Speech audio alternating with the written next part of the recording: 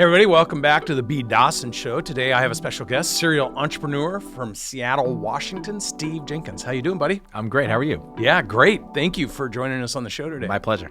So for my listeners, why don't you give them a little debrief on all the amazing things you've done in your career to date? So I started my first business at 9. It was a tech business, and I kind of stumbled into it. It was printing little labels for a pharmacist who also sold fishing products. And so he would send out his catalog to his customers on a pretty regular basis, and his daughter was handwriting all the printed labels.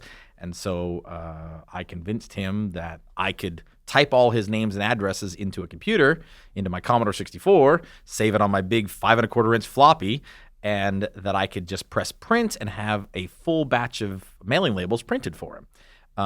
And so I started that when I was 9. By the time I was 10 or 11, I was making $300-400 a month doing this for a few people, which is crazy money for an 11-year-old. I had the full collection of Star Wars toys. I had the Bionic Man on the motorcycle thing. I had, every toy I wanted, I was able to buy. And that really left an impression on me really early for a couple things. One, I could sell my expertise, not just my time, right? Because I did one investment of time up front, and then when I pressed print, as long as I had enough labels to sit in that printer, I could go do other stuff. It was generally homework or practice the piano or practice violin, which I was into, but I was able to leverage technology to maximize the value of something. I didn't understand it in those terms until looking back on it. And the other thing also is that I could do multiple things at the same time, that technology has a shrinking effect on your time, or maybe an expansive effect, however, what perspective you want to look at it, where once you set something in motion, it kind of acts like a flywheel and can continue to, perpetually be in motion when I'm off doing other things. So here you go. You're in your teenage, from 9 to teenage years. You and I have similar backgrounds. Mine was the walnut story. I had to pick up a bunch of walnuts, and parents grounded me from the family trip, and I had to do the whole orchard myself. Wow. I went to school the next day and saw the sign from the senior class saying they're trying to raise money. So I had this idea. I had them all come out with their parents, everybody. They picked the walnut orchard, and I sold all the walnuts to their parents. I fabricated a higher price because they were there trying to help their kids. Great. And my parents came home, and I learned the power of leverage because everything was picked clean, more money, and I realized price elasticity. What was their reaction?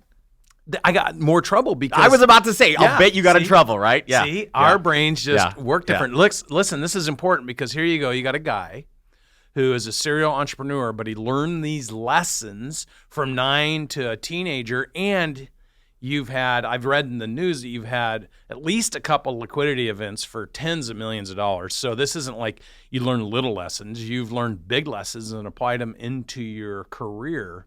So let's talk about how you've accelerated from what you learned when you were a teenager to your first business that you started. Well, and so I took a non-traditional approach in some regards, but then, thought I should take a traditional approach. So I went to college, studied economics, changed my major because I wanted to get an MBA, and the guys who were on the MBA admissions board at Brigham Young said, you'd be a lot more interesting to us as a liberal arts undergrad. So I spoke French. I'd lived in France for a couple of years as a missionary and decided, okay, I can. And what were you doing for income at that time? Oh, I was just in college. So I was using student loans. So I'd save some money, but I was $40,000 in debt by the time I finished my MBA, which I don't like debt. I don't have any personal debt right now. I think there are only two things that are justifiably going to debt for. One is education, and the other is a house. Otherwise, I don't like debt. I don't even have any debt on any houses now, but I know I'm fortunate in that regard. But otherwise, I really eschew debt.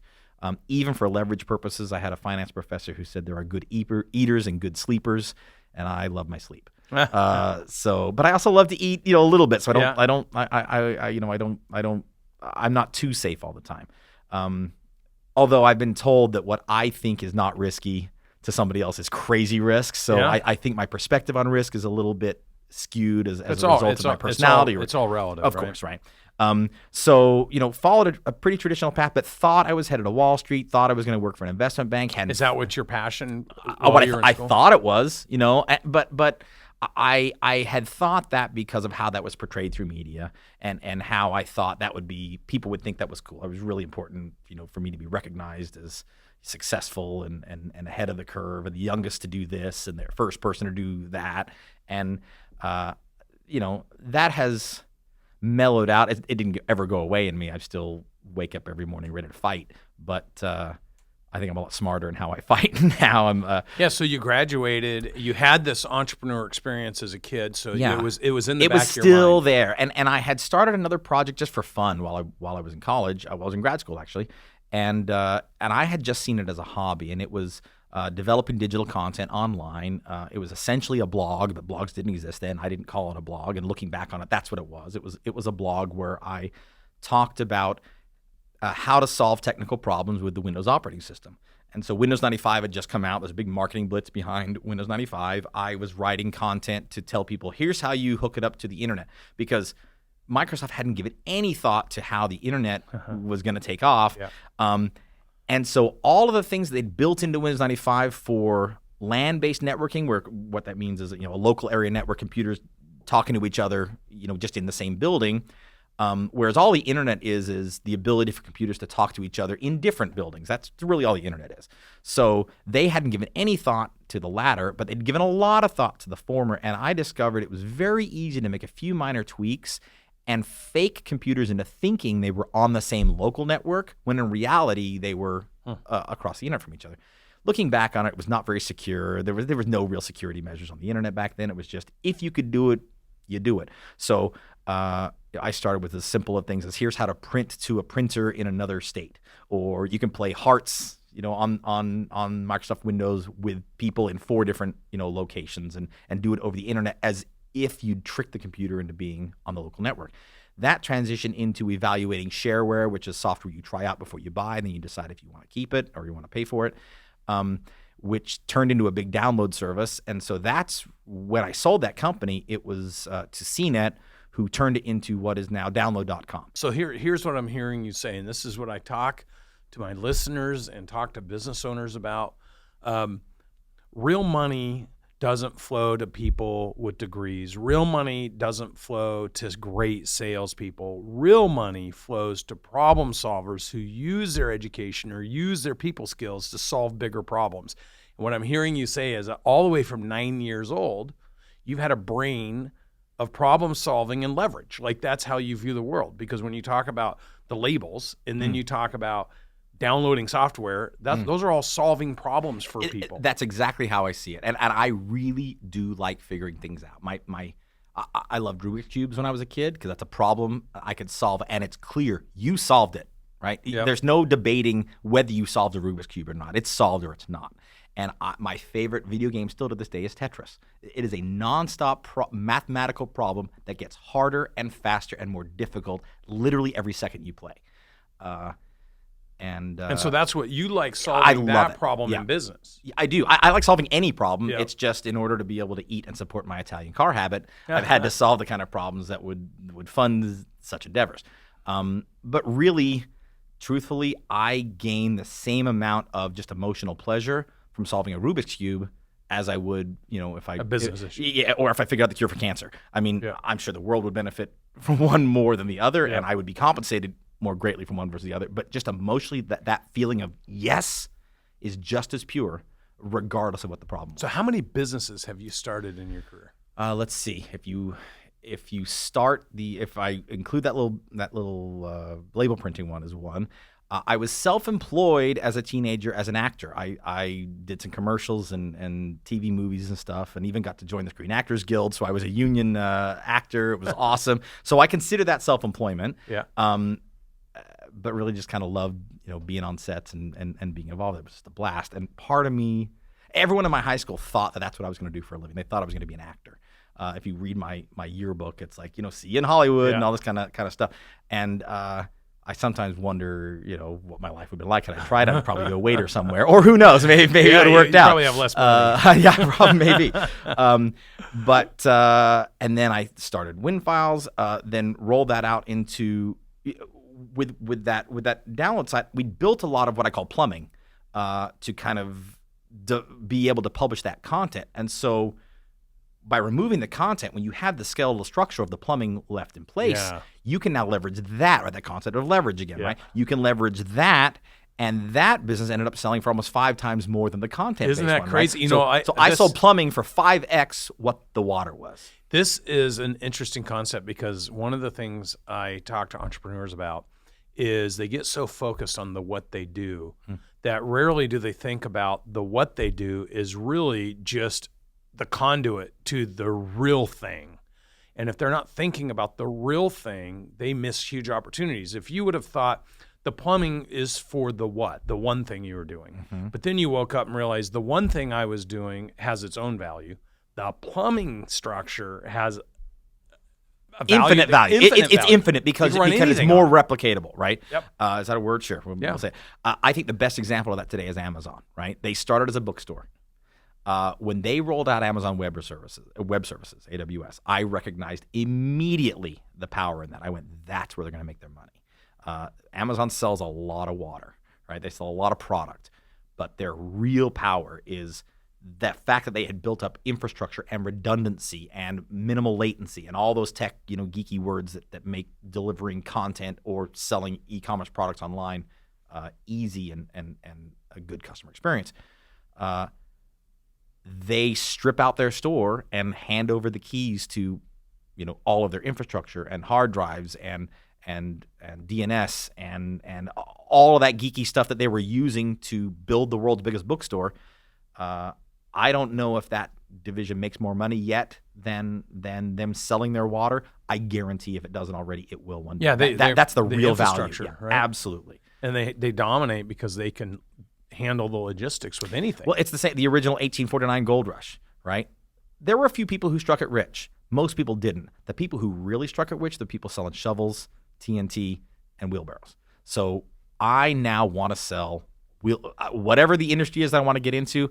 I want to sell plumbing. I want to sell wheelbarrows. I want to sell shovels. I want to sell infrastructure because that's where the long-term value is always going to be.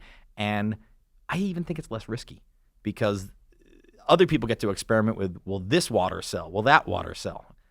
Plumbing is always going to be necessary. And it just comes down to, can I make my plumbing better than the next guy? It's a lot less competition. So let's talk about, so you I think, how many businesses did you say you start? Let's see, 1, 2, 3, 4, 5 or 6. 5. Guess, yeah. And you exited all of them? No, I've got one currently running. It's kind of on life support. Yeah. It really doesn't get much input because it just kind of, the industry has changed and it just doesn't generate enough revenue. So I kind of just let it dwindle around. Yeah.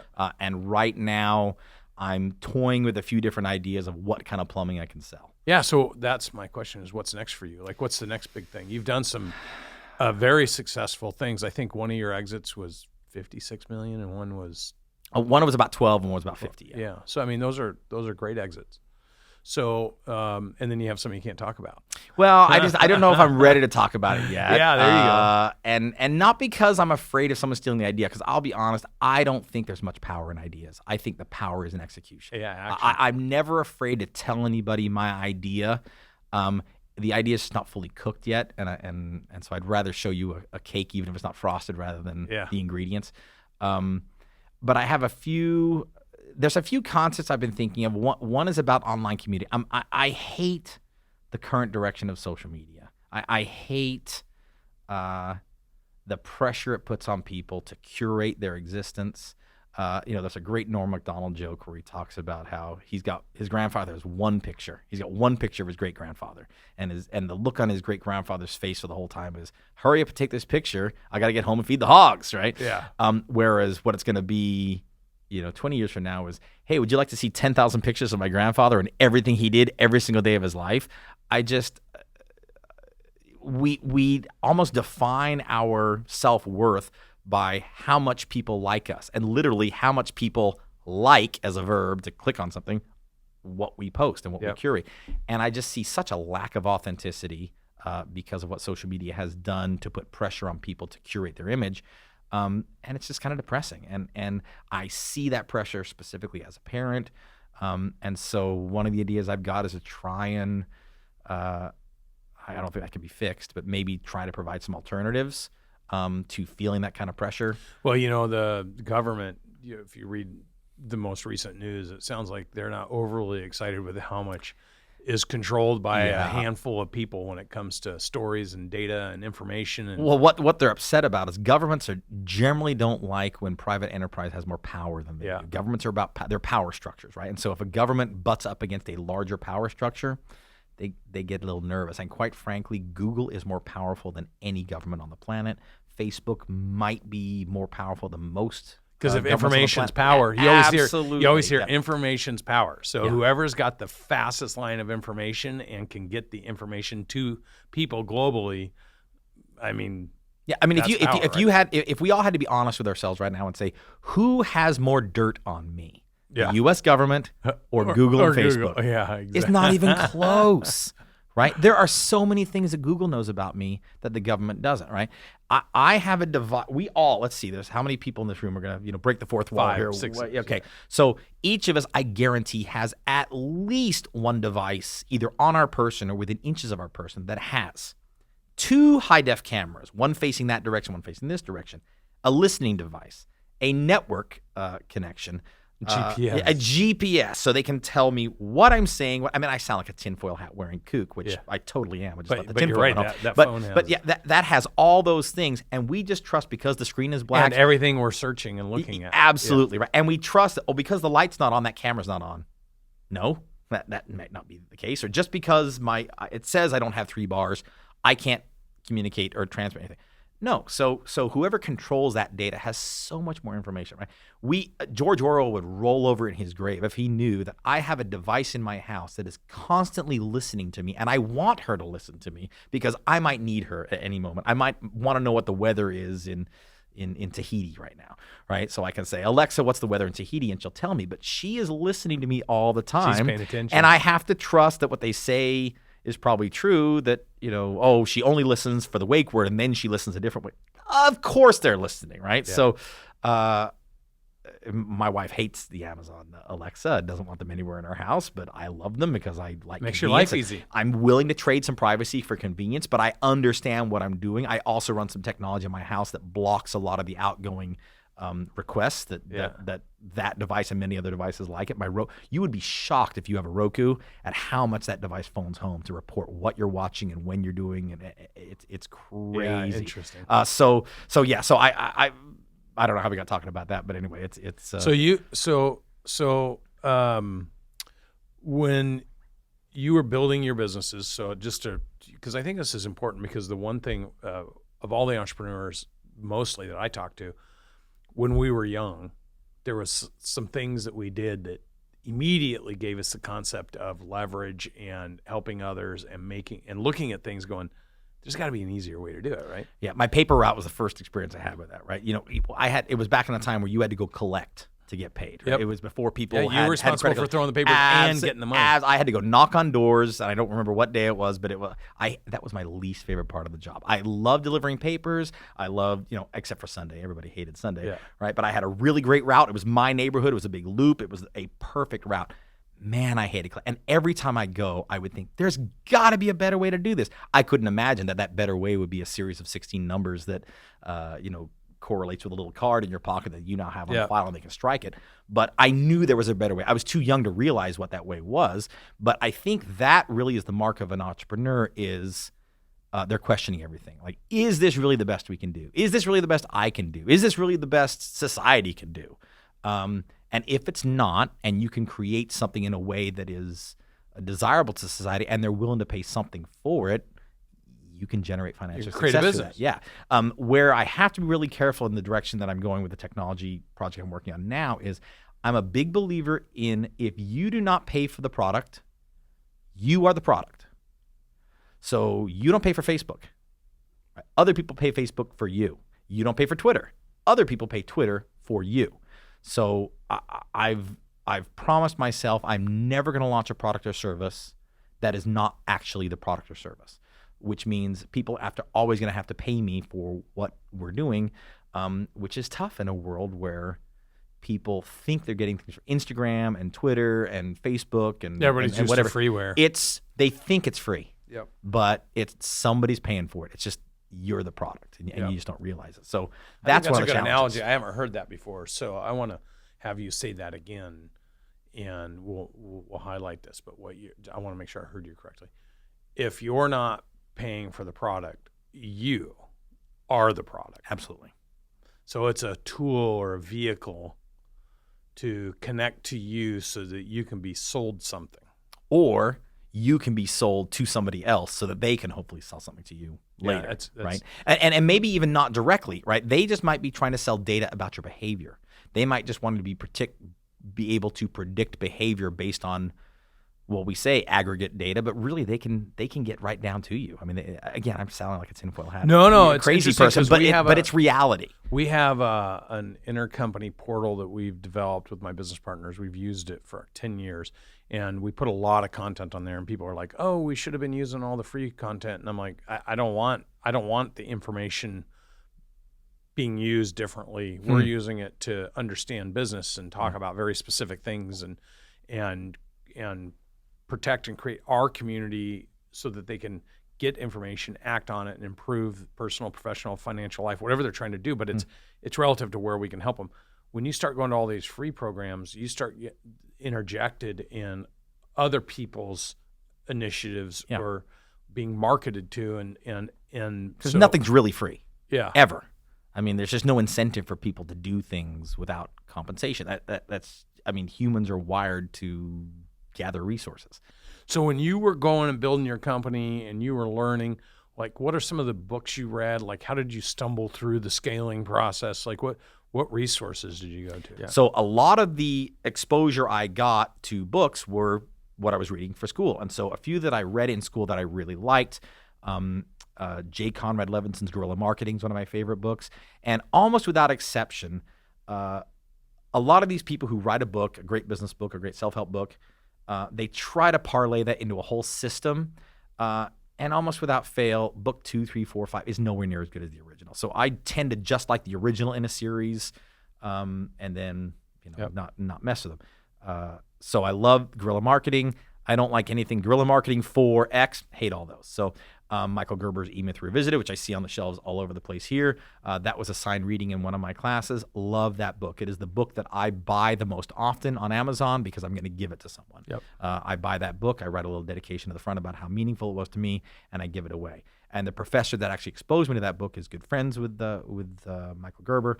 And 1 year for my birthday, got me a really nice copy of it with a really nice dedication from Michael Gerber. I never met him, but it said, this professor's name was Steve as well. I got a lot of Steves in my life. And it says, yeah, Steve tells me you're a big fan of the book. I really appreciate it. And, you've told me about your success and really meant a lot to me. Really meaningful gift because that book is so powerful. Big fan of Steve Covey's work. Yeah. A big fan of the classics like Dale Carnegie's How to Win Friends and Influence People. I don't think there's a better book. Yep. I don't think there's a lot of iterations of stuff written. But. Yeah, but that's the OG manual to winning friends and influencing people for good. What else do I like? I'm a fan of some Malcolm Gladwell stuff. Not all of it. I really enjoyed Long Tail. I really enjoyed Tipping Point. The rest really don't talk to me as much. So when you read a book, for me, when I read a book, it either has to immediately speak to me. And I was going to say talk to me. That's exactly the term. And then I get really serious about it. Yep. And then if it doesn't, I just throw it in my bookshelf. Yeah, I won't make it past chapter 2. Yeah. And I don't even put it on my bookshelf. If a book's on my bookshelf, it means I've read it and I like it. For me, it was E-Myth. First, it was the cash flow quadrant, just understanding the movement from an employee to a business owner and solopreneur, entrepreneur to business owner, and then to investor. And then it was E-Myth and I can see why you and I both would like E-Myth because it's so process driven. Right. And that's what, for our logical minds, when we look at solving problems, you got to have the business logic to it. And yet we spend so much time around people that shoot all over the place. Yeah. And we can't find their logic. And I think for you and I, that would frustrate us. It would. I also like Richest Man in Babylon. Love that book. Very, very quick read. And I don't like to throw shade in, but I'm not a fan of Guy Kawasaki's work. Sharon Lecter, I know it's successful. I know it works. Yeah. A lot of people. It just doesn't speak Guy to Kawasaki. me. Yeah, Guy Kawasaki. Yeah. Which book are you talking about? The rich. Isn't that Rich Dad Poor Dad? That's Robert Kiyosaki. Robert Kiyosaki. Yeah. Sorry. So it's interesting. Sharon Lecter, who built a $50 million business, sold it. She was the person who actually wrote it. Robert Kiyosaki was kind of the face of the whole thing. And so it used to be co-authored by the both of them. And then he took her name off of it. They had a little breaking out. Well, I'm actually very close to Sharon Lecter. She writes for the Napoleon Hill Foundation. So she really does deep stuff, 3 Feet from Gold, Outwitting the Devil, which was Napoleon Hill's personal memoirs. And so, I like her work. The thesis of Kiyosaki was a little sales-ish. Yeah, that's what I think that's why I didn't connect with it. Yeah. I loved Machiavelli's The Prince, though.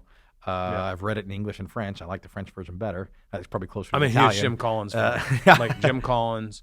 So I try, for me, the books, Robert Anthony for Belief, I really believe that you got to learn to program your mind. That's the same rhythm of what Gerber teaches, right? I feel like you got to think algorithmically versus heuristically. I got to do this, I got to do that, and people keep doing the same thing over and over and over, and they never go, well, why don't I solve that problem so I just can do it bigger, better, faster next time? And that's what you did with the labels.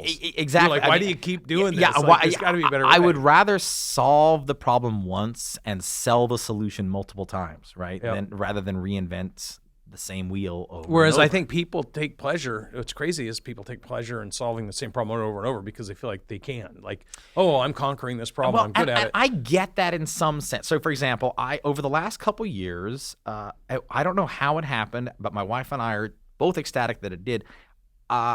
We've been married 11 years. For 9 of those, she always took care of dinner. It was a very traditional, 1950s gender role. The woman cooks dinner, right? At some point, I started cooking more and more of the dinners, and then at some point, I just said, "Babe, I got dinner tonight." I'm like it.